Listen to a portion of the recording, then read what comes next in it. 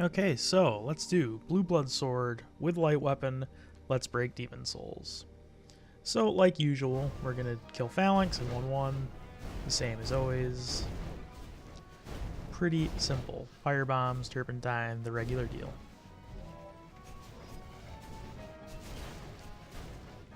Pretty much a guaranteed strategy for Phalanx every time. So now we're going to go straight to World 5. We're not even going to go to World 4. I'm going to show how this just a basic scimitar that you get in 1-1 can be used for a lot of the early game. Don't even need the Crescent Falchion. Like, my damage right now, not very good, but I picked up a Black Turpentine in 5-1, which I'm going to use right here, if I can find it. And as you can see, now we're doing really good damage, even with a non-upgraded scimitar. And the reason I'm doing World 5 now is because I need to get Manastrea's Soul to make the Blue Blood Sword. And you also get the weapon needed for the Blue Blood Sword, the Broken Sword, in 5-2, so it's right on the way. So that's Leechmonger. Pretty easy. Even as a underleveled royal with a non-upgraded scimitar. So I got regular Turpentine now from 1-1. Not as good as the Black Turpentine. I should have saved that for this fight, but I didn't worry about it too much. And I'm getting hit a ton. But in Demon Souls, you basically have unlimited grass. Even if you're playing legit and not using the Duke Glitch, you have unlimited grass just by buying it. You can buy grass from the Nexus blacksmith. You can buy grass from patches once you beat 4-1 in the start of 4-2. So and you can farm grass in 1-1 and 1-2 really easy. So grass is really easy to come by. So I don't even worry about it anymore. So my damage isn't great, but Dirty Colossus is generally so easy that I can just keep attacking. So I'm not doing a lot of damage per hit, but I'm able to attack a lot. Really, the only thing I have to worry about is getting too greedy, because as you can see at the start of the fight, I can get hit and basically be perfectly fine. I just gotta not let my health get too low and then get hit. So I use another Turpentine.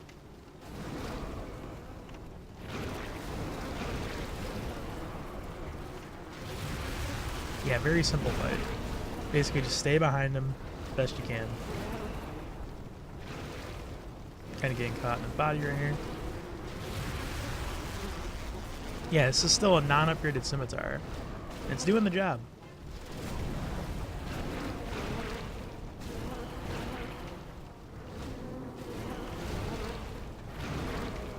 There we go.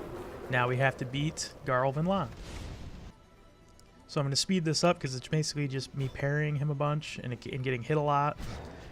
Just parry over and over again. Very simple fight.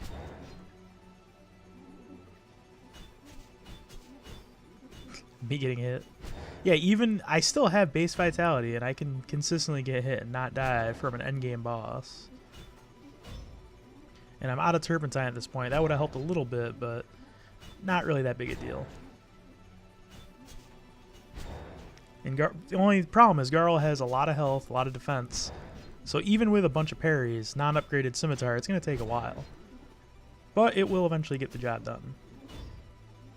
And I believe Garl is immune to bleeding because the scimitar does cause bleeding, but it doesn't seem to affect him. I think he's immune to like almost every status effect. I'm not sure about that. I could be wrong. So here I'm like, well, it's break Demon Souls, so let's break Demon Souls and glitch our way into Armored Spider boss room to save time and to get a free kill on Armored Spider. Now this wouldn't be a big deal to fight him because there are sticky white stuff at the beginning of 2-1, and with that you do pretty good damage against him even with a non-upgraded scimitar, but I figured why not just do this. Now this loading screen is going to be really glitchy because you're not supposed to do this, so it's going to take a little while, but I do want to show how it actually looks. Eventually, it should warp me right into Armored Spider's boss room and in a spot where he cannot hit us. And there we go. Because the game thinks we died in 2-2, so it's loading us at the 2-2 Archstone. And I'm using Soul Arrow because at this point, the only stat I've raised is magic. I haven't raised any other stat. The reason well, actually no, I put a few points into strength, just enough to wield the blue blood sword, and like a few points into dex and faith, just enough to wield it, then everything else into magic. And the reason is because light weapon scales heavily with magic, and that's on top of the natural scaling with magic for the blue blood sword. So while the blue blood sword scales with a lot of things, with this particular build, I'll get the most benefit from magic. And as you can see, sticky white stuff, even with a non-upgraded scimitar, not a particularly great weapon, non-upgraded, and I'm still doing good damage just because of the sticky white stuff. If this thing was just upgraded a couple times, imagine the damage I'd be doing. And it's just a non-upgraded regular scimitar. And I'm able to get hit, and it didn't even do that much damage to me. Didn't even do half my life. I'm trying to bait his attacks. Stun lock him if I can. Got clipped. But yeah, didn't even do that much damage, and I only have 8 vitality. I have not raised my vitality at all. I'm getting hit quite a bit, and I'm still okay. And he's doing this attack, which is great. It's a free punish. Got a ton of damage in. Sticky white stuff ran out, so now my damage is like meaningless. Didn't get hit there, which was kind of ridiculous. Didn't get hit there either. He swung right over me. That is what I was afraid of, though. That backswing does happen. But yeah, I'm not taking that much damage, so I'm not really even worried about it. And this is, and you might be thinking, okay, like, why are you taking such little damage? You know, with that little vitality. Like, I've seen other videos where you're taking more. It's because in Demon Souls, and this is a thing in a lot of other Souls games, but it's most prominent in Demon Souls, you get natural defense bonuses just by leveling any stat. So just by raising magic and strength a little, you get defense, and that actually makes a big deal in Demon Souls.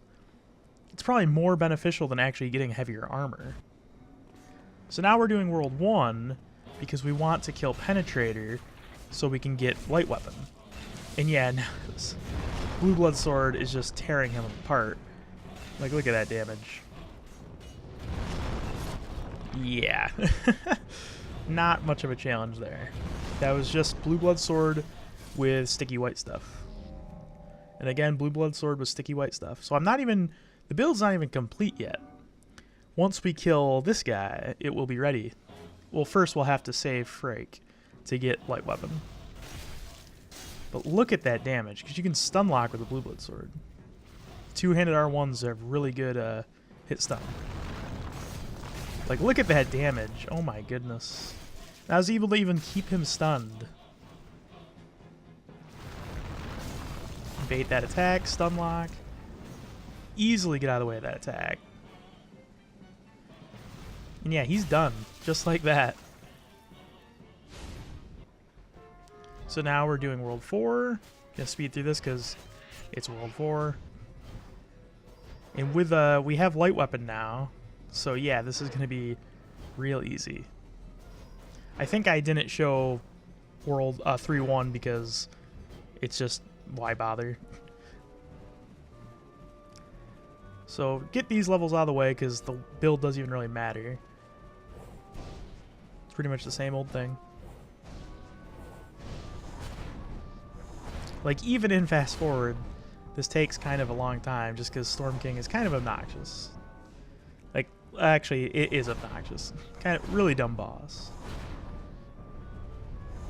I find it kind of interesting that this boss gets kind of a pass. Like, even to this day, people will say, like, no, I like this boss. It has a cool aesthetic, and I think it's, you know, the cool theming. I can't help but feel if this was a boss in, like, Dark Souls 3, people would tear it to shreds. They'd say it's terrible, it's gimmicky, it's lame.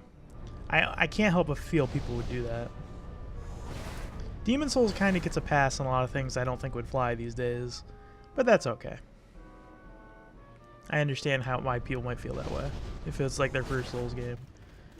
And I'm only showing Dragon God because there's this weird, his arm is kind of out of place. Like, it's all like stretched out. And if you see here in this clip, his arms are actually crossed under his body. Like, yeah, he looks really goofy down there, if you can see that.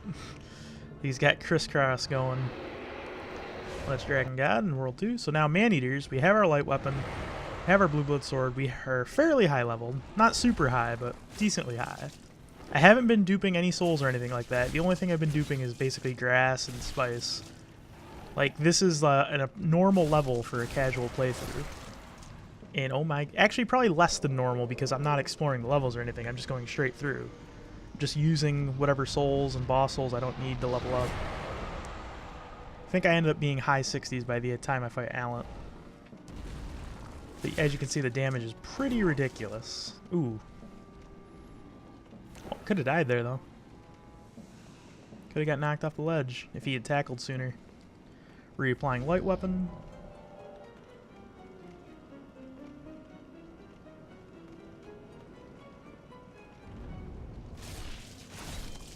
Can just stun lock him for a ton of life.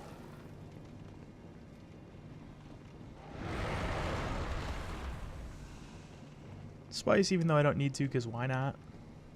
He's being really nice to me with his AI. He's just flying, coming back, and then going right to the same spot, giving me free hits. Man-Eaters are like that sometimes. Sometimes they'll do things that just make the fight so easy. Then other times they'll be kind of erratic. Typically, I think it just makes the fight easier because it means you can just keep fighting them until they just give you what they want. What you want, I should say. So there's Man-Eaters. So now we'll get Old Monk out of the way, and then we'll only leave Alent. And yeah, I don't think Old Monk is going to be much of a problem. I miss completely, but he gives me a backstab, which takes a third of his life. Then the stun lock takes over another third of his life. I can tank all of that and still kill him. Yeah, that was... Alright, so now just time for final boss, Alent. Cast our light weapon. And now I'm putting the rune shield on my back because it gives a huge amount of magic defense, which is mostly the damage Alent does. Now this fight is a really good example of breaking Demon Souls because in this fight I don't play particularly well. I actually get hit by pretty much everything you could get hit by. And I have extremely low vitality. I have like 8 vitality. I have not raised it at all. I haven't raised my endurance either. And yet, second chance procs there. Still getting hit a ton. I'm not playing particularly well, but I'm still able to survive. Just because the enemies in Demon Souls don't really hit that hard. You see, I just got hit twice there. They don't hit particularly hard, and you have unlimited healing.